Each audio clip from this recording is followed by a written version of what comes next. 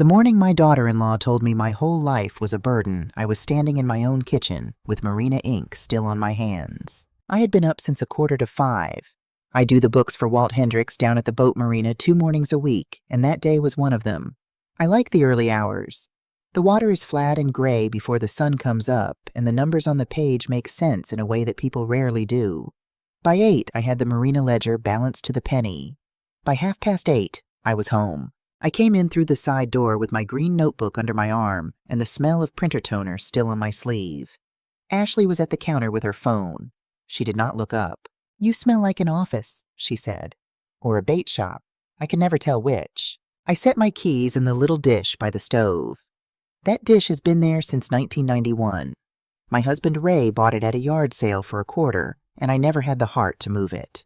"Good morning to you, too," I said. Ashley finally looked at me. She has a way of looking at a person like she is deciding whether they are worth the trouble. "I just mean you don't have to do all that anymore, Kara. The little jobs. It's kind of sad, honestly. A woman your age driving around doing other people's math. I am 68 years old. I have kept books for the marina, for Judy Barnett's bakery, and for 3 other small shops over the years. I have never once been late with a number. But to Ashley it was a hobby, something to keep the old woman busy. Upstairs a door opened and shut. Feet came down the stairs slow and heavy. That was my son Kevin. It was almost 9 and he was in the same gray shirt he had worn the day before. His hair pointed in 4 directions. "Morning," he mumbled. He went straight for the coffee I had made and poured himself a cup without a word. "Your mother thinks she has to work," Ashley said to him, half laughing. Kevin shrugged. He did not even turn around. "She likes staying busy. Right, Mom? Likes." That word sat in my chest like a stone. I looked around my own kitchen. The oak cabinets Ray hung himself the summer Kevin turned 6. The table he built out of a single slab he hauled home in a borrowed truck. The seashell magnet on the refrigerator holding up the electric bill. My name is on that bill. My name is on all of them. I paid this house off 11 years ago. I paid it off 2 years after Ray died, sitting alone at that oak table with a calculator and a shoebox of receipts. And I remember how my shoulders felt lighter the day the bank stopped owning my roof. Every dollar that keeps this place running comes through me. The power, the water, the internet Kevin uses all night, the groceries Ashley complains about, the property taxes nobody in this house has ever thought about for 1 second except me. And somehow I was the sad one. I did not say any of that. I had learned by then that saying it only started a fight I would end up apologizing for. So I hung my cardigan on the back of the chair and started filling the sink. The dishes from the night before were still there. A pan with dried sauce welded to the bottom. A spoon standing straight up in a bowl of oatmeal that had turned to cement. I ran the hot water and let it fill. "We're basically out of everything, by the way," Ashley said behind me. "There's no real food in this house. There was food, there was yogurt and half a block of cheddar and a pot of the lentil soup I had made 2 nights before in Ray's old cast-iron pot. There were eggs, but none of it counted because none of it was what she wanted at that exact moment. "I'll get to the store," I said. "You always say that." I scrubbed the pan. Outside, a truck rolled past and I felt it in the floorboards the way you feel everything in an old house. I told myself the same thing I had been telling myself for 2 years. They are just getting back on their feet. The economy is hard. Kevin's hours got cut. It is temporary. But standing there with my hands in the dishwater, I let myself think a thing I had been pushing away for a long time. They were not struggling. They were comfortable. And they were comfortable because I made them that way. I dried my hands and turned around, and that was when I saw the card. It had fallen out of Ashley's jacket, which was slung over the back of the chair next to mine. Just a corner of it stuck out from the pocket. A business card, cream-colored good stock. I would not have thought anything of it except for the word printed across the top in navy blue. Appraisals. I am a bookkeeper. I notice things that do not belong. A number in the wrong column. A receipt that does not match. A business card for a real estate appraiser in the pocket of a woman who does not own a single square foot of property. "What's this?" I said. I did not touch it. I just nodded at it. Ashley glanced over. For half a second, something crossed her face, and then it was gone, smoothed over like water, closing over a dropped stone. "Oh, that's nothing," she said. She reached over and tucked it back down into the pocket. "A guy Kevin knows. He does appraisals. We were just curious what places are going for around here. For later. You know, for when we finally get our own spot." Kevin nodded into his coffee. Yeah, just curious. For later. For when they get their own spot. 2 years of later. I let it go. That is the thing I keep coming back to. I let it go because I wanted to believe it. But something had turned over inside me the way it does when the numbers almost balance, but not quite, and you know you are going to be up at midnight finding the mistake. That afternoon I found the letter. I was not snooping. I want to be clear about that because later they tried to make it sound like I was. I was sorting the mail, which I do every day because I am the one who pays the bills. Most of it was the usual. A flyer from the pharmacy, a water bill, and then an envelope already opened addressed to Kevin. The return address said Magnolia Springs. I knew the name. Everybody in the county knows the name. It is the assisted living place out past the highway, the one with the fountain in front, and the brochures that show smiling gray-haired people playing cards. I had driven past it 100 times. I slid the letter out. It was short. It thanked the family for their interest and their recent visit. It confirmed that they looked forward to welcoming their new resident, and it listed a name. The name was mine, Kara Whitfield. I read it 3 times. I sat down at the oak table and I read it 3 times, and the 3rd time the kitchen felt very far away, like I was looking at it through the wrong end of a telescope. Their new resident, me. A visit I had never made, an interest I had never expressed. Now I want you to understand something about me. When I get scared, I do not scream and I do not cry. I get quiet and I start counting. It is what I have done my whole life. When Ray got sick, I did not fall apart. I made lists. I balanced what we had against what we would need. Counting is how I keep the floor under my feet. So I did not scream. I put the letter back in its envelope exactly the way I found it. I put it back in the stack of Kevin's mail. And I went to the hall closet, and I pulled down the plastic bin from the top shelf, the one with all my papers in it. Mortgage records, tax records, insurance, the deed, the quiet paperwork of a whole life. I carried it to the table and I started going through it slow the way I go through a ledger. And near the bottom in a folder I did not remember making, I found a document I did not remember the way it was described to me. It was a power of attorney. Now here is what I remembered. A few months back, Ashley had come to me with a folder of papers. She was very sweet about it, which should have been my first warning. She said that at my age I ought to have something in place just in case. Just in case I ended up in the hospital and could not sign for myself. She said it was standard. She said everybody did it. She said it just let her handle a bill or two if I was laid up, nothing more. I trusted her. God help me. I trusted her because she was my son's wife and the mother of my granddaughter, and I did not think that a woman who ate at my table every night would lie to my face about a piece of paper. I signed it. There was a notary there, a young man Ashley had arranged, and 2 people to witness. It was done in 10 minutes at the kitchen table, and then the folder went away, and I never thought about it again. I thought about it now. Because the paper in front of me was not a just in case for the hospital. It was a durable power of attorney. Durable. That word means it does not go away. It stays in effect. And it did not just let her pay a bill or 2. I read it line by line the way I read everything, and my mouth went dry. It gave Ashley authority over my finances, over my bank accounts, and over my real property, my house. I sat back in the chair. Through the window I could see the maple tree in the front yard. The one Ray and I planted the year Kevin started kindergarten. It was barely taller than a boy back then. Now it shades half the driveway. She had authority over my house. And there was a card for an appraiser in her jacket. And there was a letter from an assisted living place with my name on it as their new resident. I am a bookkeeper. I do not believe in coincidence. I believe in columns that add up. These 3 things added up to one thing. They were going to put me away, and they were going to sell my house, and they were going to keep the money. I want to tell you that I confronted them right then. I want to tell you I marched into the living room and threw the papers down and let them have it. But I did not, and I am not ashamed of that, because I have learned that the loudest person in the room is almost never the one who wins. Instead, I did what I do best. I started keeping records. I got out my phone. My granddaughter Paige set it up for me last Christmas and showed me how to take a picture with it, and she laughed at how slow I was. And I did not mind because she was laughing with me, and not at me, which is a thing that had become rare in that house. I took a picture of the power of attorney. Every page. I took a picture of the letter from Magnolia Springs. I put everything back exactly where it had been.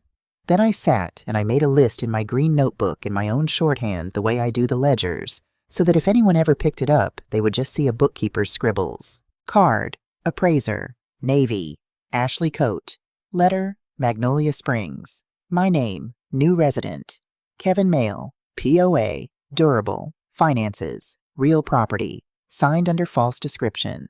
I looked at that last line for a long time. Signed under false description, because that was the crack in the whole thing, and I knew it even then before I knew a single word of the law. She had told me it was one thing. It was another. That was a lie, and lies leave a trail, and I have spent 40 years following trails. That night I could not sleep. Around 11 I heard voices downstairs, low ones. I got up, and I did not turn on the hall light, and I stood at the top of the stairs in my nightgown with my hand on the rail. It was Kevin and Ashley in the kitchen. They thought everyone was asleep. I'm telling you, the appraisal came back higher than we thought, Ashley was saying. A lot higher. This place is worth real money now. I know, Kevin said. He sounded tired. He always sounds tired. I just don't love the timing. The move-in date's 3 weeks out? 3.5, which is perfect. We get her settled at Magnolia, we list the house the week after, and this market it's gone in days. Then we're finally not living on top of your mother like a couple of teenagers. There was a pause. I could hear the refrigerator humming. I could hear my own heart. She's gonna have questions, Kevin said, when she figures out she's actually going there.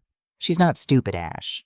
And then Ashley said the thing I will remember for the rest of my life. She laughed a little soft and she said, Kevin, she's 68 and she does other people's bookkeeping for cash in a shoebox. By the time she understands what's happening, it'll already be done. She won't get it. Just keep it gentle and it'll be over before she knows. She won't get it. I stood there in the dark and I felt something in me go very still and very cold and very clear. Not hot. People think rage is hot. Mine was not. Mine was the coldest thing I have ever felt. She thought I would not get it. She thought I was a slow old woman with a shoebox. She had looked at me every night across the table my husband built, and she had decided that the numbers I keep, the numbers that fed her and housed her for 2 years, were the numbers of a woman too simple to notice a knife going in. She had made one mistake. She had underestimated the only thing I have ever been truly good at. I went back to my room. I did not cry. I sat on the edge of my bed and I looked at the pictures on my phone, the power of attorney glowing in the dark, and I made a decision. I was not going to Magnolia Springs. I was not losing Ray's house. And I was not going to do it by shouting. I was going to do it the way I balance a ledger. Quietly. Carefully.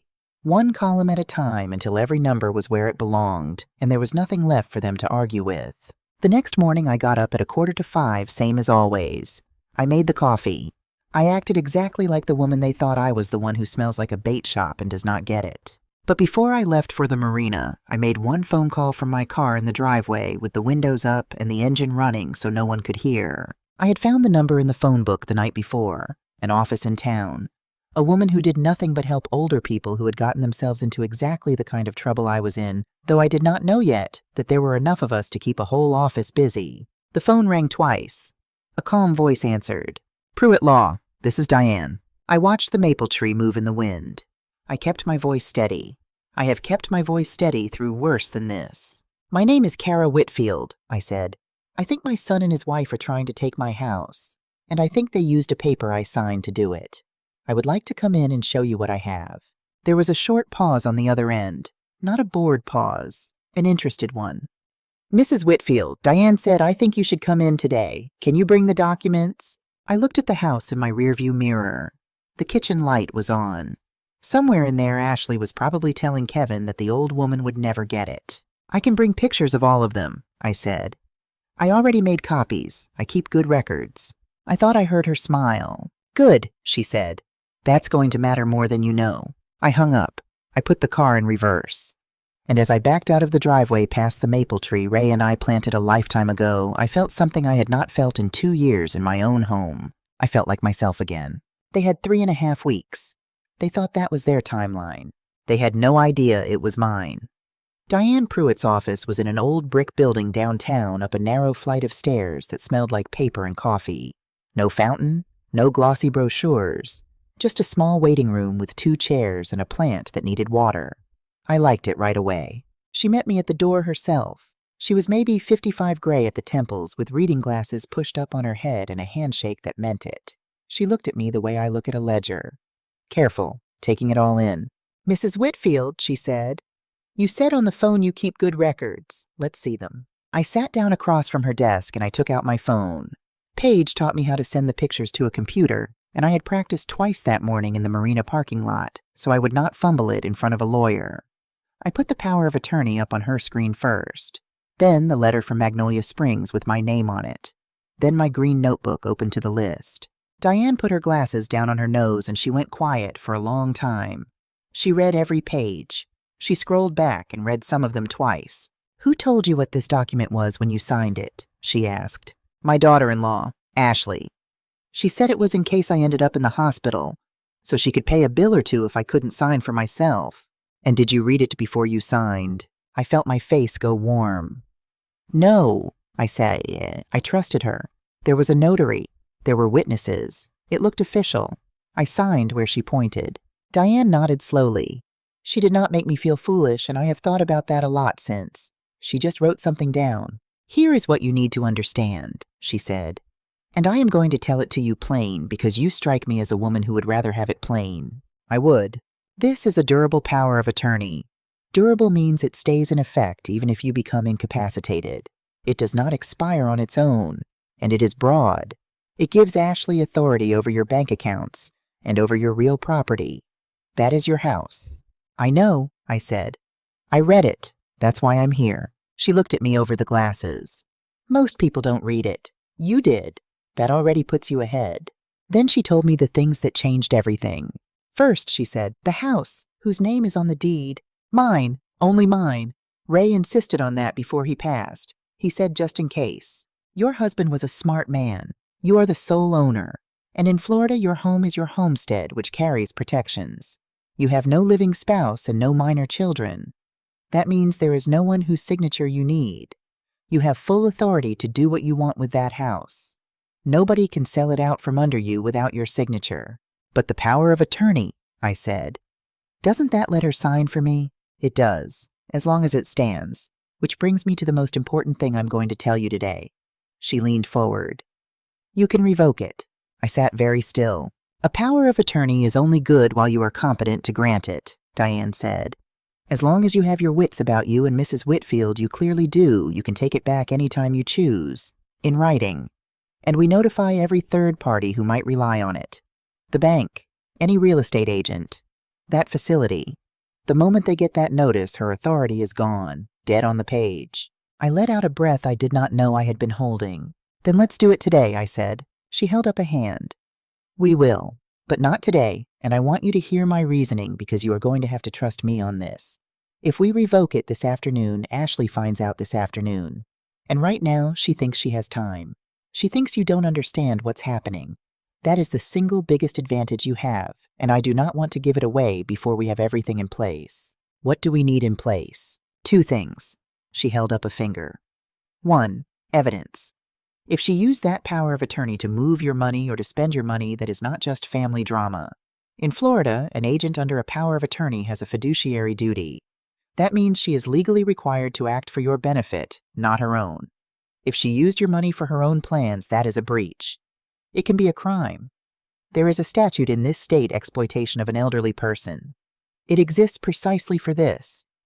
But I need proof, bank records, documents, the kind of thing you are already good at finding. I thought about my accounts. I thought about how I had not looked at the savings statement carefully in a couple of months, because Ashley had started bringing the mail in first, and I had not thought a thing of it at the time. I thought a great deal about it now. "And the second thing," I asked. Diane took off her glasses. "This one matters, and I want you to do it this week. I want you to get a cognitive evaluation from a doctor, on paper." "You think I'm losing my mind?" "No," she said. "I think you are one of the sharpest people who has walked into this office in a year. But listen to me. People who do what your family is doing almost always run the same play. Before they take an older person's money or their home, they build a story that the older person can't think for themselves. That she is confused, forgetful, unsafe to be alone. They write it down. They take her to a doctor and steer the conversation. Sometimes they whisper the word guardianship, which in this state means going to a court and asking a judge to declare that you can no longer run your own life. The kitchen. The story Ashley had told Kevin. She won't get it. If they try that, Diane went on, and they may then the best shield in the world is a clean evaluation dated now from a doctor of your own choosing that says your mind is perfectly sound. Get that, and any claim that you are incompetent falls apart before it starts. It turns their own weapon around in their hands. I did not say anything for a moment. Then I said, "You've seen this before, more times than I would like. And the ones who win, what do they have that the others don't?" Toddy. Diane looked at me for a long moment. "Records," she said. "The ones who win kept records. The ones who lose trusted the wrong person and never wrote anything down. You have been keeping records your whole life, Mrs. Whitfield.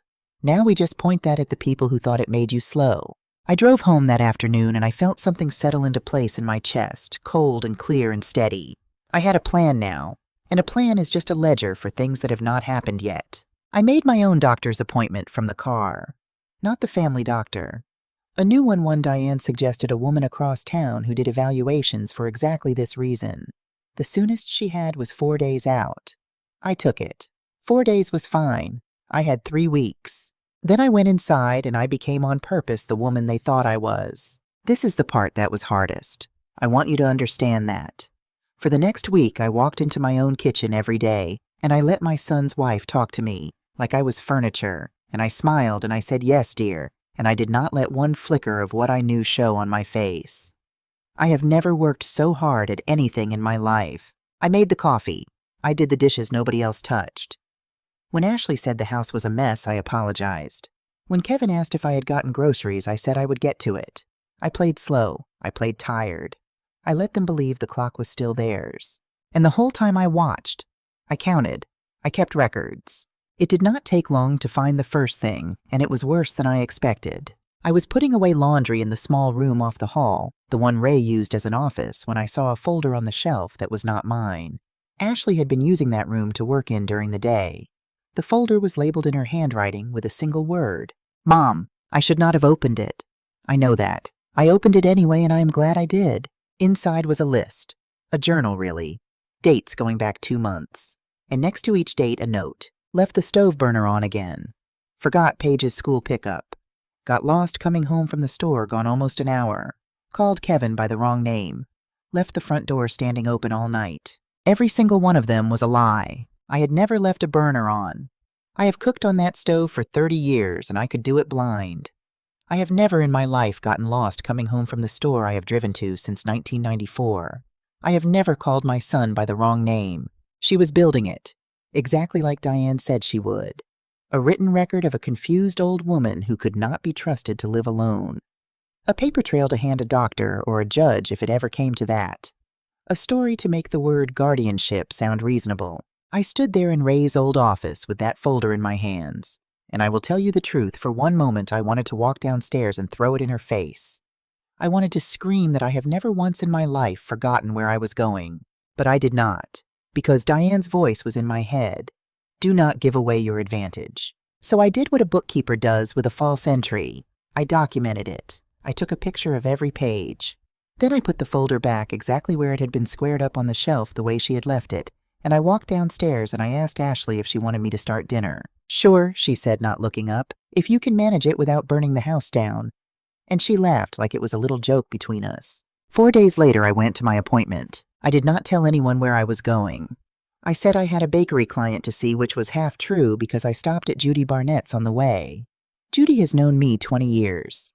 I told her quietly over the counter a little of what was happening. Not all of it, just enough. Judy set down the tray she was holding. "Kara," she said, "you are the sharpest woman I know. You caught a $2 error in my books last spring that my accountant missed for a year.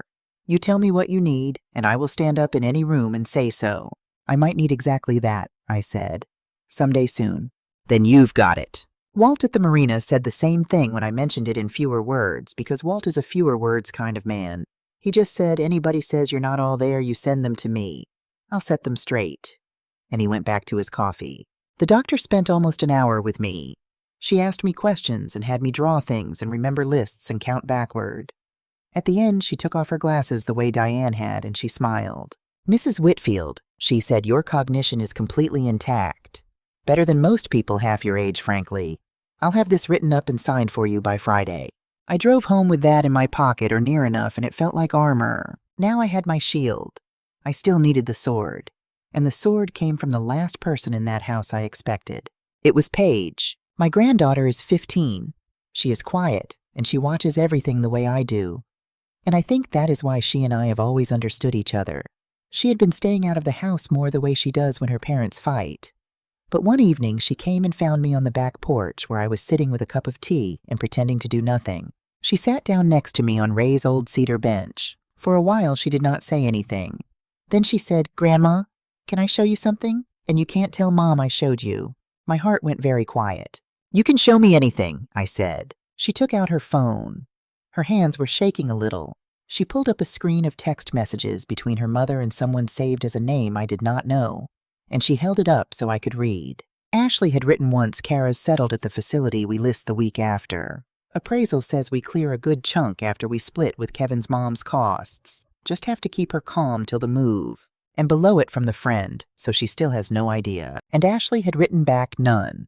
She thinks it's all just paperwork. She won't figure it out till she's already there. I read it twice. Then I looked at my granddaughter and I saw that she was crying silent, the way I cry. I didn't know what it meant at first," Paige said. "But then the letter came from that place and it had your name on it and I—" "Grandma, are they trying to make you leave?" I put my arm around her. 15 years old, and she had figured out in a week what her mother swore an old woman never could.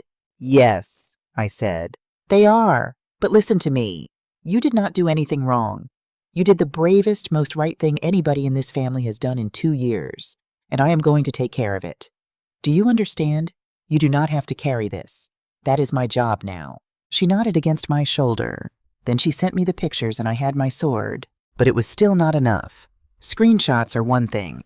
Diane wanted proof of the money. So that night after the house was asleep, I sat at the oak table with my green notebook and I logged into my bank accounts and I went through them the way I go through a ledger at year end. Line by line, column by column. And there it was. 6 weeks earlier, a transfer out of my savings account. A large one. Larger than I would ever move without a reason. It went to an account I did not recognize. I traced it, and the account belonged to Ashley. And 2 weeks after that, a payment out of my checking account to the appraisal company. The card in her jacket. She had paid the man who valued my house with my own money. She had not just planned to take my house. She had already started spending my money to do it. Under a power of attorney I signed because she lied to me about what it was. That was the breach. That was the crime with a name in the Florida statutes. That was everything Diane needed. I photographed the statements. I wrote it all down in my notebook clean and dated the way I write everything. Then I sat there in the dark kitchen for a long moment, and I looked at the seashell magnet on the refrigerator holding up the electric bill with my name on it, and I made the call in my head. The next morning I did not go to the marina. I called Walt and told him I would make it up, and he said take all the time you need. I drove straight to Diane's office with everything. She went through it slowly, the statements, the transfer, the appraisal payment, the incompetence journal, Paige's screenshots. And when she finished, she took off her glasses and set them down, and for the first time she smiled a real smile. "Mrs. Whitfield," she said, "you have built a better case in 9 days than most people build in 9 months. So what now?" "Now," she said, "we take away her key. Today we revoke the power of attorney. In writing signed, and we send formal notice to your bank, to the appraisal company, and to Magnolia Springs. The moment they receive it, Ashley has no authority over anything of yours. She can't move another dollar. She can't sign a thing. She is locked out." I signed the revocation right there in her office. My hand did not shake. Diane notarized it. She told me the notices would go out that same afternoon, and that the bank and the facility would likely act within a day or two, because a document like that gets their attention fast. Nobody wants to be the one who honored a dead power of attorney. "There is one more thing," Diane said as I stood to leave. "When this hits, and it will hit soon, she is going to confront you. She is going to be frightened, and frightened people get loud and they get careless. When that happens, I want you to do exactly what you have been doing. Stay calm. Say little. Let her talk. Frightened people say things they should not." I drove home, and I waited. It took 2 days. I was in the kitchen on a Thursday evening drying a bowl when Ashley came in from the other room with her phone in her hand and her face white. The bank had called her, or Magnolia had. Something had reached her because the smoothness was gone, and underneath it was something I had never seen on her before. Fear. "Kara," she said, and her voice was tight. "The bank just called me about some notice. They said my authorization was revoked. Do you know anything about that?" I set the bowl down gently. I folded the towel. I turned around and I looked at my son's wife, and I let the woman she thought never got anything drop away just for a moment so she could see who had actually been standing in that kitchen the whole time. "Yes," I said. "I revoked it. I revoked the power of attorney you told me was for the hospital." Her mouth opened and closed. "I know about Magnolia Springs," I said, my voice even. "I know about the appraisal. I know you paid that man with the money you moved out of my savings account 6 weeks ago to an account with your name on it. That was for—" She started, and then she stopped because there was no end to that sentence that helped her, and some part of her knew it. "For what?" I asked quietly. And there it was, the frightened, careless thing. She said it was going to come out of the house money anyway. You were going to be taken care of. We were going to split it after your costs. You would have been fine. The house money, after my costs. We were going to split it. She heard herself say it. I watched her hear it. I watched the color come and go in her face as she realized she had just described the whole thing out loud in my kitchen, standing next to the table my husband built. For a long moment, neither of us moved. The refrigerator hummed. Somewhere upstairs, I heard Kevin's feet on the floor. Then Ashley's fear turned into something else, the way a cornered thing will turn. Her chin came up. "You can't just cut me out," she said. "We have been living here. We have rights. And you—" Her voice sharpened. "You told us. You told Kevin and me a long time ago that this house would be ours someday. You promised. I will say that to anyone who asks. You promised us this house." I had never said any such thing. Not once. Not to her, not to Kevin, not to anyone. But I looked at her face and I saw that she was going to say it anyway. As many times as she had to. To Kevin, to the family, to a court if it came to that. She had lost the money. She had lost the power of attorney. And now she was reaching for the last thing she had, which was a lie, and she was going to swing it like a bat. I did not raise my voice. I have never needed to. "No," I said. "I didn't. And Ashley, I want you to think very carefully about what you say next, because I have written down every single thing that has happened in this house for the last 3 weeks." Her eyes flickered to my green notebook on the counter. "Every number," I said, "adds up." And I picked up the towel, and I hung it on the rack, and I walked past her out of the kitchen, steady as anything, while behind me my daughter-in-law stood very still and understood for the first time that she had badly misjudged the old woman who did the books. Ashley did not go quiet after that night in the kitchen. I did not expect her to. A cornered animal does not lie down. It looks for the softest thing to bite. The softest thing she decided was the family. By the weekend, she had made her phone calls. The first one I heard about was to Loretta Dean Ray's cousin, a woman who has collected other people's troubles her whole life the way some people collect spoons. Loretta called me Sunday afternoon, and I could hear it in her voice before she even got to it, that careful, sugary tone people use right before they stick the knife in. "Kara, honey," she said, "I just have to ask, are you really putting those kids out on the street? Ashley says you promised them that house and now you're going back on your word. She's beside herself. And Kevin, your own son." I said to her, that just doesn't sound like the Kara I know. I stood in my kitchen with the phone against my ear, and I looked at the maple tree out the window. "Loretta," I said, "did Ashley tell you why they're in that house at all? Did she tell you who pays for the roof over their heads? Did she tell you about the paper she had me sign?" There was a pause. "Well, she said you'd gotten confused about some financial things, that your memory isn't what it was." There it was, the story. She had already started spreading it, the same story she had written in that folder. The confused old woman. She was building it in the family now, one phone call at a time, so that when the truth came out, everyone would already have their doubts about me. I felt something cold settle in me, but I also felt tired. I will be honest with you, because I have been honest with you this whole time. That afternoon, standing there with Loretta's voice in my ear, I felt every one of my 68 years, because I understood what was coming. It was not going to be one clean fight. It was going to be a long one. Phone calls and rumors and lawyers and papers and my own family looking at me sideways, wondering if the old woman had lost her grip. It was going to be months, maybe. And a part of me, a tired part, whispered the thing that whispers to all of us when we are worn down. Just let them have it. You are almost 70. Is a house worth this?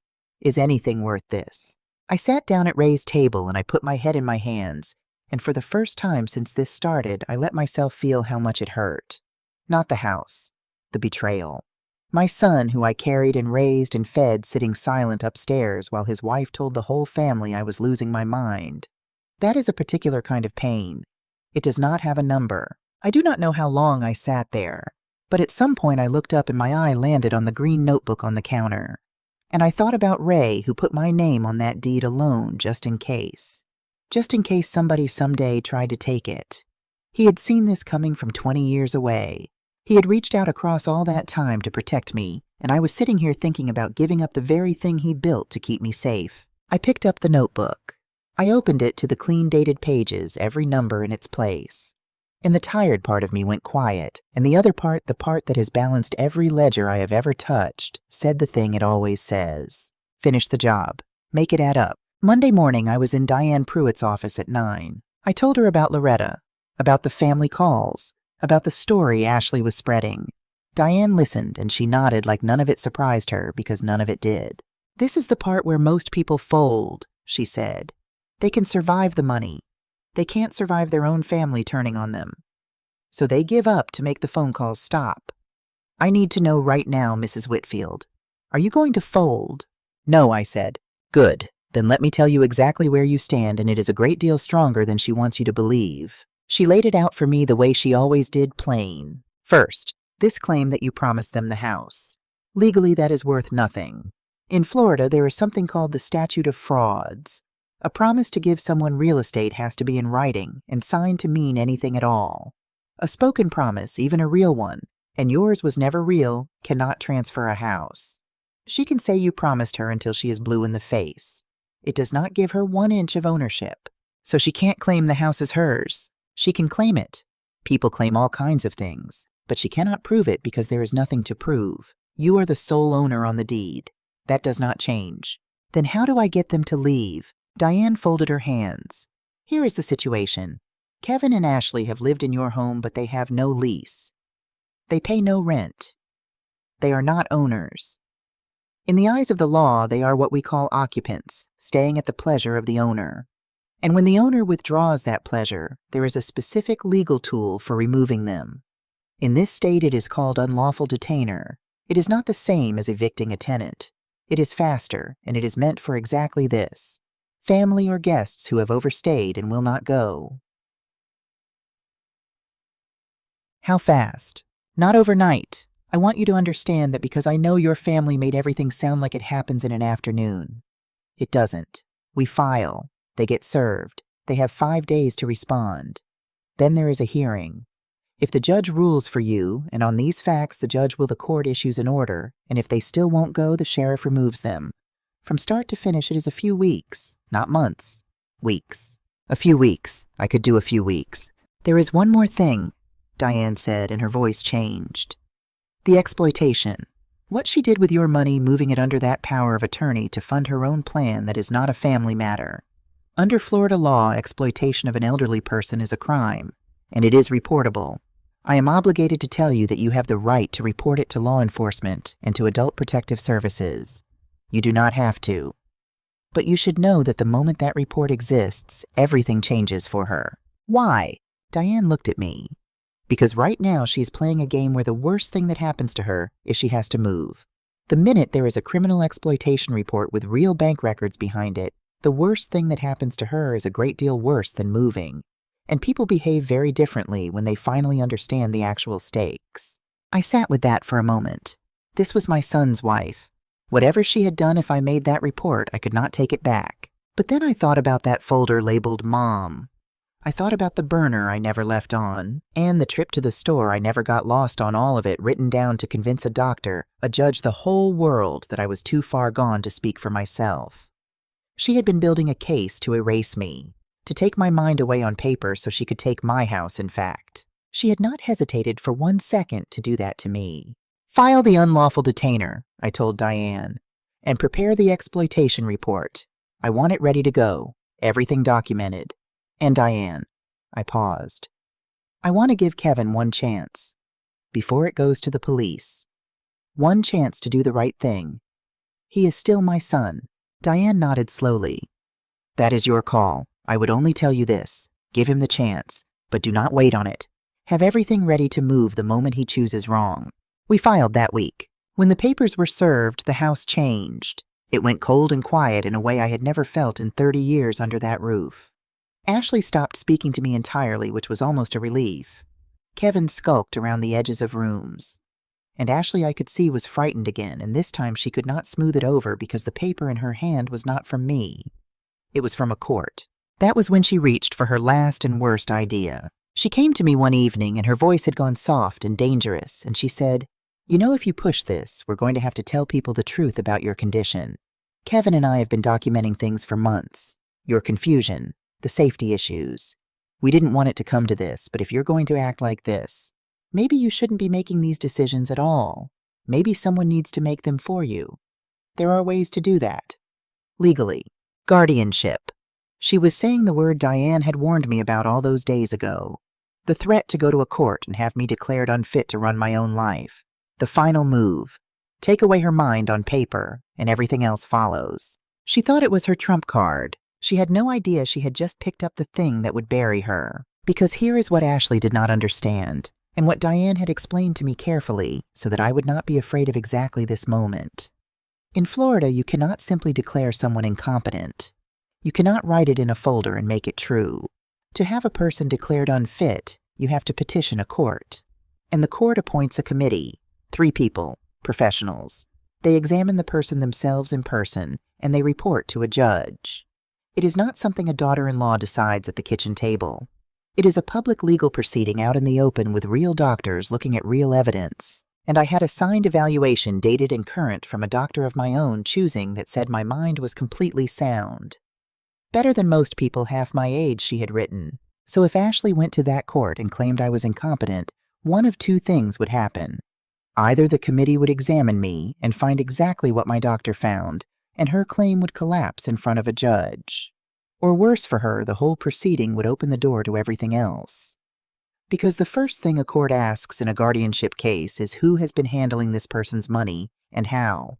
And the answer to that question was a transfer to Ashley's account, and an appraisal she paid for with my savings under a power of attorney she got by lying. She would be walking into a courtroom waving a flag that said, "Look closely at me." I looked at my daughter-in-law standing in my kitchen, threatening to have me erased, and I did not feel afraid.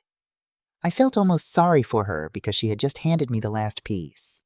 "Ashley," I said quietly, "I want you to go ahead and try that. I truly do. Because the day you file to have me declared incompetent is the day 3 court-appointed professionals examine me and read my doctor's report. And it is the day a judge asks who has been managing my finances.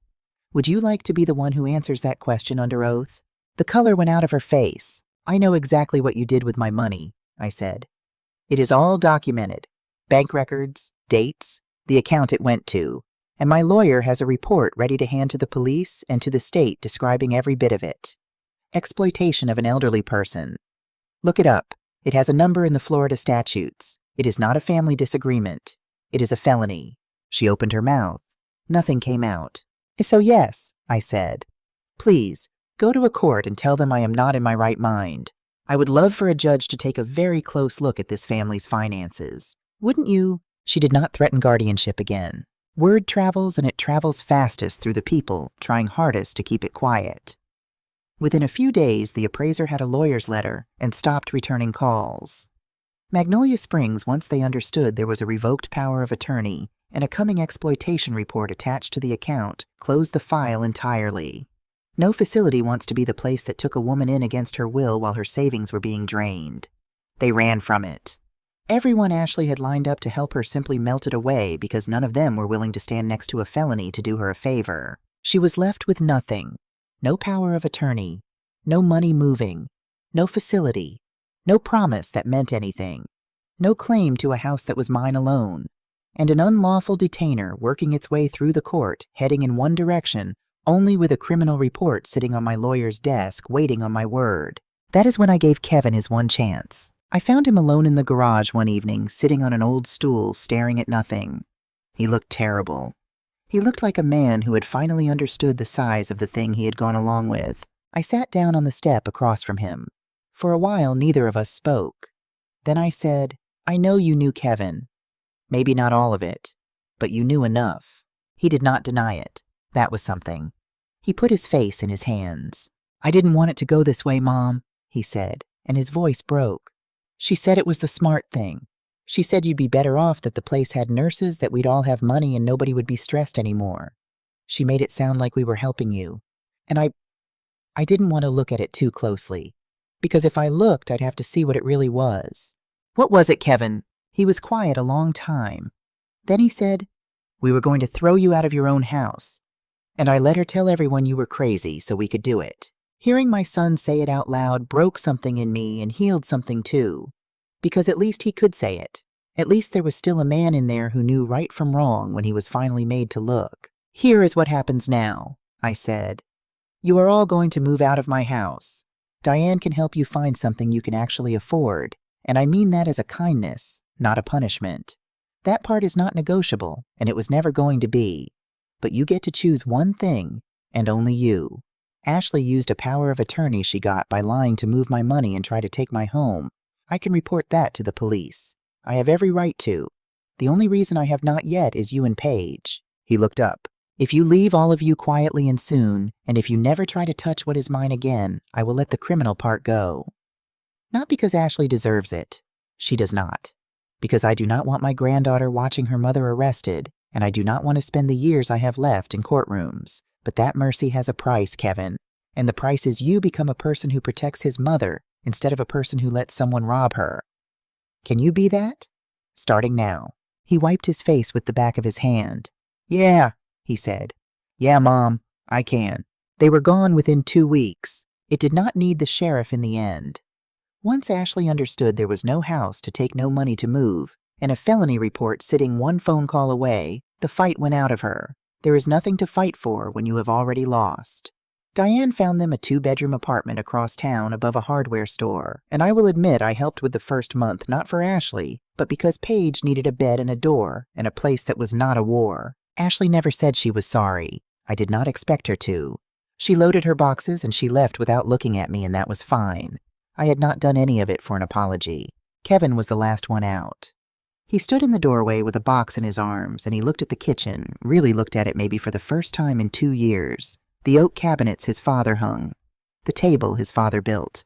The seashell magnet on the refrigerator. "I'm sorry, Mom," he said, "for all of it." "I know," I said. "Come to Sunday dinner. Both of us have some rebuilding to do, and it does not happen from across town in silence. Bring Paige." He nodded, and there were tears in his eyes, and then he carried the last box out to the truck, and the house was mine again. I stood in the quiet after they left, and I want to tell you what it felt like because it was not what I expected. I expected to feel triumphant. I did not. I felt something better and plainer than that.